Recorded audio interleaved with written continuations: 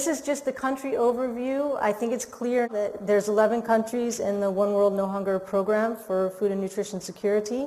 The nutrition baseline surveys were done on 10, and this shows you how they fall within Africa. And the two countries in Asia are India and Cambodia. In general, economic growth has been quite high. It was a large undertaking, and so I can't say enough that this is some preliminary results. But we do know the hypothesis that we want to test, and maybe you'll come up with more at the end of the seminar for us to test. But the first is that women's dietary diversity, it could be measured by the average or by the threshold of minimum dietary diversity for women, will be higher for households that have more diverse agriculture production pattern and better knowledge of adequate nutrition. And then basically the same thing for the children. That minimum acceptable diet will be higher in those households that have more diversified agricultural production and higher level of nutrition.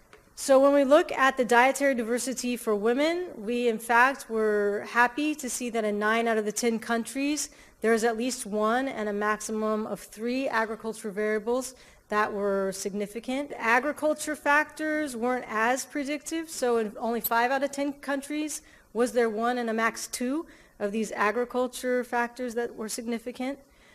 And really important is that the infant's age. So again, if we're looking at what's predicting minimum acceptable diet, the age of the child is quite important. So there are very general conclusions, but I think it's quite clear in my interpretation of the indicators and having worked with these indicators a lot, that the areas that were chosen by the program really are very vulnerable. I mean, they're areas with either both high food insecurity and low dietary diversity of women and children, or some of those outliers in Ethiopia, India, where they reported less experience of food insecurity, but yet their dietary diversity is really not good.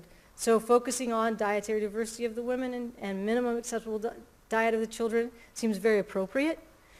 And it also seems like the program interventions that I read about, which mainly are on agriculture, ag inputs, diversification, we might need to tweak a little bit, really focus on diversification of the production system, support to ag extension, support to health extension, behavior change communication with the mothers through cooking groups, women's groups. There's many different strategies. So they differ on the country, but that in general, this philosophy, and then the last one, super important, is the multisectoral support. So support to scaling up nutrition bodies, support to multisectoral committees at district level, I think also very important. So a good match. And then when we think about impact pathways, I do find that they'll be quite plausible with the package of interventions to meet the objectives of the program. All right, so some general recommendations just to think about. That not only do we need to have these baselines and endlines, what happened at time A, we did some interventions and now we're in time B, what happens in between is super important. So what they found in that impact evaluation was that the number of times that the woman goes or the family goes, the number of messages they receive, the frequency and intensity of the interventions is really important. But there was a divergence between households who claimed to have access to fruits and vegetables through wild collection of fruits or having fruits at homestead and having a home garden where they grew vegetables and their actual intakes. In terms of care pillar, country-specific qualitative data is needed. We've gone through that a lot, I mean, particularly in Ethiopia and Kenya. What's going on? They had the knowledge, but they couldn't meet the practice. So what's happening with that?